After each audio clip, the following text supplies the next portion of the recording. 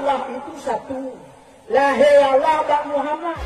Edu yang berjuang Nabi Allah hakikat dan manfaat. Penjadian toto. Penjadian kita ada. Penjadian di media IT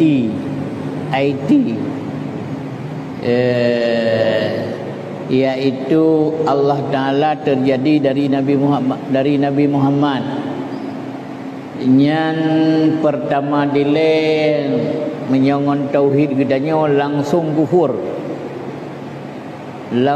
kufur karena Allah Ta'ala khaliq, Nabi Muhammad makhluk.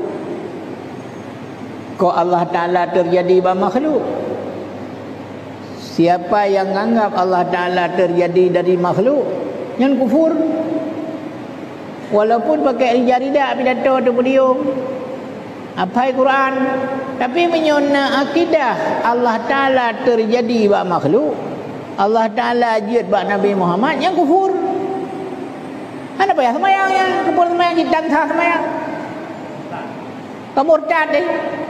Kita sah semayang. Cuman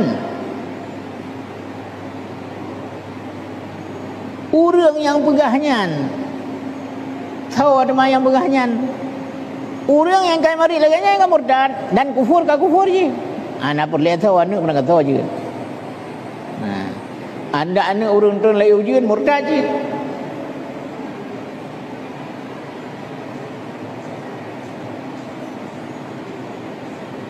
Hanya pegahnya hanya main. Dan kafiral bahapi sabuh pidato sido ustaz yang bahwa Allah Ta'ala terjadi bak Nabi Muhammad. Berarti kajian Nabi Muhammad ke Tuhan, Allah Ta'ala ke makhluk. Watrayan malah tepuh HP naik damang, HP long kena hana HP-nya ni long, maka hana damang balu. Tahu orang-orang yang nak HP-nya mandum naik damang. Mandum naik damang kan. Yang ni mendoa je kan. Baik sagai-sagai terbawa nak dengar ya dengar ustaznya. Walaupun pakai jaridah kali. Kon ustaznya Abu Jahal yang menang. Sebenarnya menang. Yang sebenarnya bab pengajiannya kalau laganya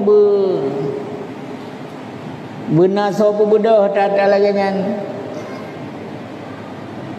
Menancit pun yang naita nak teman-temannya yang kajian program laju dua adu dan kita mau teng ja.